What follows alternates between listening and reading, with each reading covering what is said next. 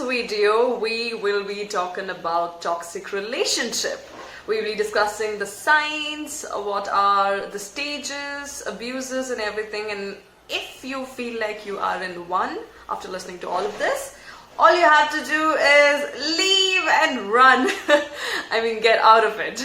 So now, what is a toxic relationship? A relationship in which you feel unhappy, you are miserable, you feel like you are in a sea of negative emotions and you just do not want to live anymore. You're done with your life. You should know that you are in a toxic relationship.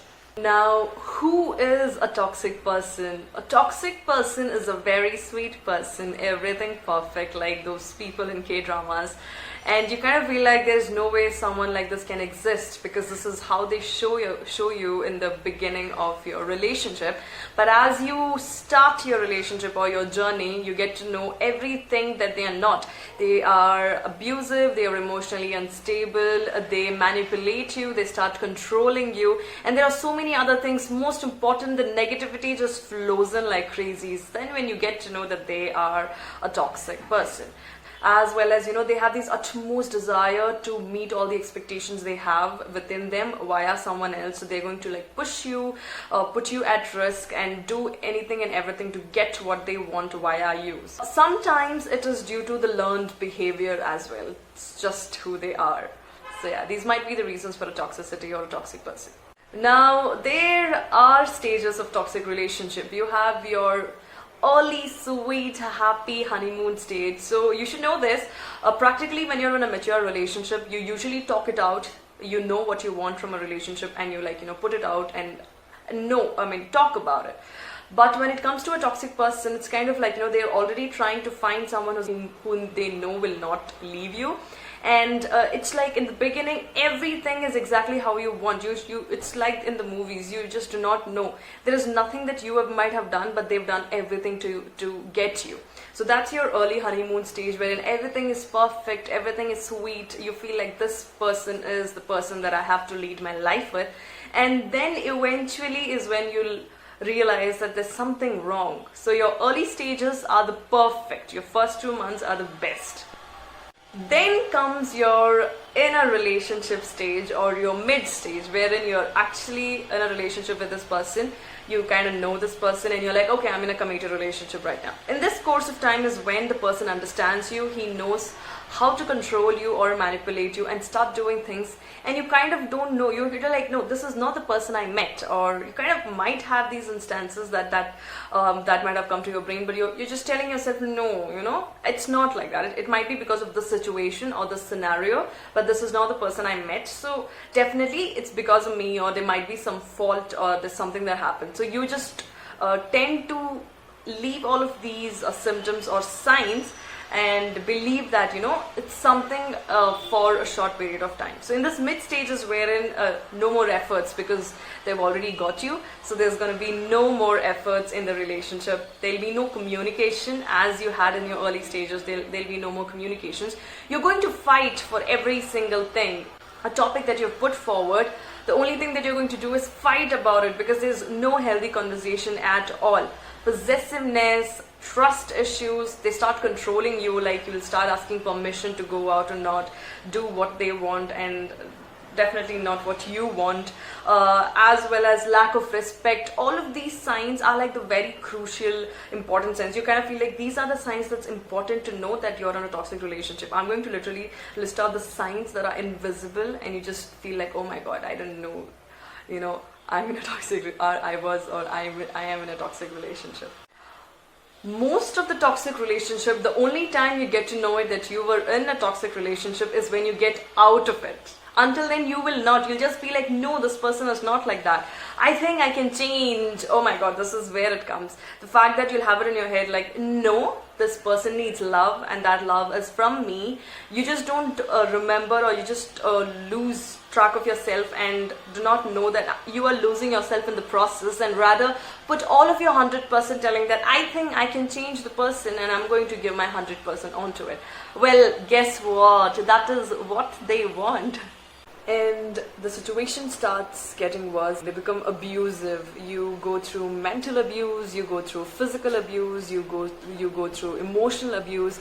So all of this starts happening, but you still stay there, and you still want to do it and go with the person, thinking that it might be your fault because of all the manipulation that has happened, or you feel like you can change it, and you just stick by the person until and unless it goes. But guess what? It cannot happen. You cannot really help it, and there is no way that you will get that person out of that situation, or you can get yourself out of that situation as well. Then starts showing your severe symptoms, wherein you are kind of trapped in this relationship.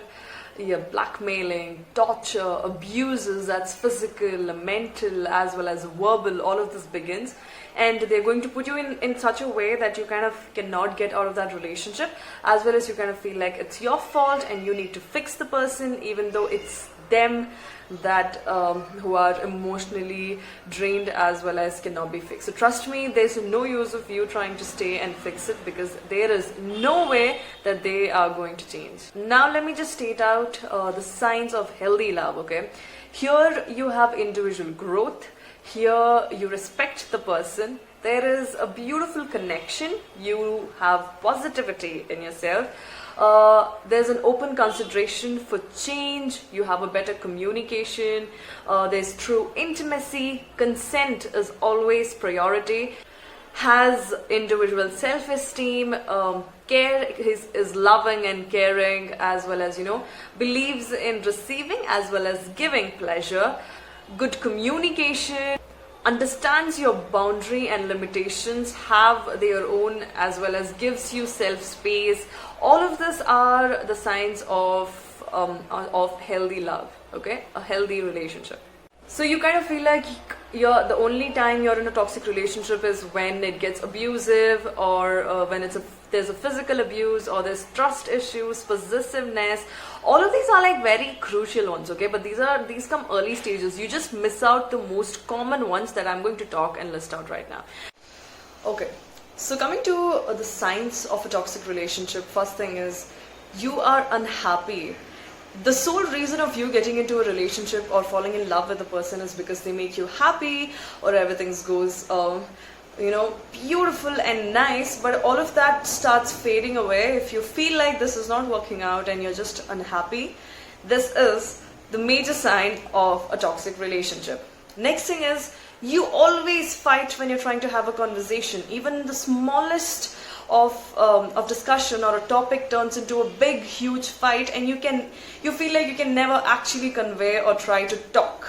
You stop sharing things to them because you feel like they don't understand you, or you're not heard enough. Like, that's bad, right? The sole reason for you to have a partner and share your life or the space is completely because you want them to understand you. So you stop sharing anything at all, happy, bad, or whatever it is, because you're not getting the response what you're expecting, as well as it's just not healthy, they just don't care, so it hurts. Everything turns into a competition. No matter how much you try to put it out, it's kind of like superior and inferior. No matter what, they want to be winning, even if it's the smallest argument, or if it's a healthy competition is always welcomed, okay? But there is a fine line that you should never cross. So yes, there's always a competition, and you should know when it turns into something that you think is not acceptable. So that's when you know that you are in a toxic relationship. They have this longing to be the dominant one. No matter what happens, they want to be the dominant one in decision making, or even the physical interaction, or whatever that is. They want to be the dominant one no matter what. So even if you try to put out something, they'll just come out be like, no, that's not how it is, this is how it is, and this is how I want. So they want to be dominant. They want to be dominant in your life, of what you do, what you don't do, no matter what. How much ever you try to talk about equality and how both of them should be a part of something, they'll literally end up with being the dominant one because they want to be the dominant one. When you are scared to say no, this is the worst sign of all. Like, the moment you are scared to say no, It is just because of the kind of response they're going to get. What if it drives their emotional maintenance or balance and flips out or something? That should not be happening. Okay, you are in a relationship, and I think a healthy relationship always is open to a nice conversation or a healthy conversation. But if you feel that, or if you're scared to say no, that means that is not a nice sign, or that's not a good sign, because you're scared of the outcome, or you're scared that the person's going to flip out. You feel like you are always walking on an eggshell. This is again the same thing, okay? You kind of feel like you're so scared. It's so brittle about their emotions and everything. Every time you try to talk, or every time you try to say something, you feel like you're walking on an eggshell, because they might flip out any moment. They might go crazy any moment, and that will just ruin you and ruin them, and you're just so scared. And this should not happen to you, because your mental balance is going crazy. You're thinking about everything when it should be easy and open, right? This is the worst thing to happen, because you're considering, you don't know what to do, you're scared. That is not a nice sign. You feel like you are not heard. You're in a relationship, you're trying to say something, you're trying to communicate, you're trying to put a problem out or talk about it, but the person is not hearing you out. You're feeling like you're not heard. You just don't care. There comes a point you just don't care about anything anymore. You're like, done. I don't care about anything anymore. Let the person do whatever the hell they want to do. I just don't want to be a part of it. You feel better off alone. You just do not want to hang out with anyone. You just feel like I'm happy all alone. I just don't want to be with that person. If they come, you'll just be like, hi, hello. But then you'll still have that, you'll still be like, when you're alone, you feel like, wow, I'm at a much better place. You don't want that to happen, right? The reason you're in a relationship is solely because you don't want to feel alone. You forget the I. There is no more I. There is nothing that you want to do, or there's nothing that you like to do. It's all about them, and it's all about how they want things to run. I'm not saying it is not nice, but there's always a place, or always a line and a limit to everything. Making too many compromises. Compromises are always good, or compromises again to a level and to a line, to a certain length, is always nice. But when it turns into sacrifices, you should know that this is not healthy. This is not something that you want yourself to be a part of. Apologizing all the time, even if it's not your fault, okay? Apologizing is something that runs a healthy relationship. When someone's at a fault, you feel like you are the one who did the mistake, or you're the one at fault. It is okay to apologize and say, yes, I am wrong, it was my fault, and I'm apologizing for that. But if you're apologizing for every single small thing, even if it's not your fault, and everything ends with an apology from your side, know that this is not healthy. And last is, you lose yourself as well as your confidence. You're no more the same person that you were. You are more into like, okay, I've lost it, I've lost my confidence, I don't like this anymore. There's nothing in yourself, you don't know what you have to do, everything revolves around them, and you're not even happy about it. Now there are categories of abuse. As I said, there's emotional abuse, there's physical abuse, and there is verbal abuse. Your emotional abuse is where your verbal abuse also take part, or also be a part of an, what am I saying? Okay, so now talking about abuses, you have emotional abuse, you have verbal abuse, and physical abuse. Verbal abuse comes under emotional abuse. I mean, even physical abuse also comes under emotional abuse, because when all of these happen, it actually takes a toll on your mental health and it goes really bad. So yes, verbal abuse is a part of it. And so let's first discuss about verbal and physical. Yes, so when we were talking about verbal abuse, they call you names, okay? Now when I say they call you names, it's not something nice. I'm pretty damn sure that's something that you're offended. And once you're offended, that's not nice, or that's not healthy, okay? They are going to offend you. They're going to make jokes at your expense. Like, making jokes is fine and healthy and all of it, but if it hurts your feelings, you'll have to consider it twice, because that's not healthy, because other person's feelings are hurt. Just to prove them or make them look superior or dominant, they're going to humiliate you in public, as well as they are going to criticize you not in a nice, constructive way at all. There's a lot of criticism that's thrown at you, which kind of should not be coming from a partner that you're in love with, right? And then is swearing, screaming, and yelling at you. The worst, calling out slurs and literally demeaning you. Making threats and blackmailing also come under verbal abuse, because And trust me, all of this takes a toll on your mental health. Deep down inside, you feel really terrible and pathetic about yourself. You feel that you are not worthy of all the love, and still they're doing it, they're loving you. If you feel like if you walk out of this relationship, there's nobody who is going to accept you, because after all of these faults that he's just laid out in public, you feel like he still is with you. But trust me, this is not a good way. This is not healthy. And this person literally doesn't deserve you. Your physical abuse, oh my goodness, is the worst abuse of all, because this involves emotional, verbal, and it involves pain. Yes. So yes, in the beginning it all begins with shouting and screaming and all of it. It might begin with a slap, and you kind of feel like it's okay. He or she might be angry, and the reason that the person has done this is because they were triggered or angry. So you're very afraid to talk to them. You don't know if they'll flip out and if they are going to beat you up, or you just do not know how to go with a conversation, and you kind of become a punching bag for all of their frustration, which should not happen. And you feel like, it's okay because I belong to them, or I'm a part of them, we are together in this. And you feel like it's, if you hadn't told that, or if you had put it in a better way, things wouldn't happen this way. It's your fault that they raised your hand at you. If it starts with a slap, please walk out of that relationship then and there. Please do not stand and say this happened because he might or she might be angry, the person was vulnerable and that is why this happened. This is not the person I fell in love with. It's just one time, let me just stay and try to change. No, please, this is a torture for yourself, done all by yourself. Please walk out of that relationship then and there, because first of all, you don't deserve that. Second, you are not someone to try and change a person. Third, all you can do is walk out and expect that person to change all by himself or themselves if they feel that what they did was wrong.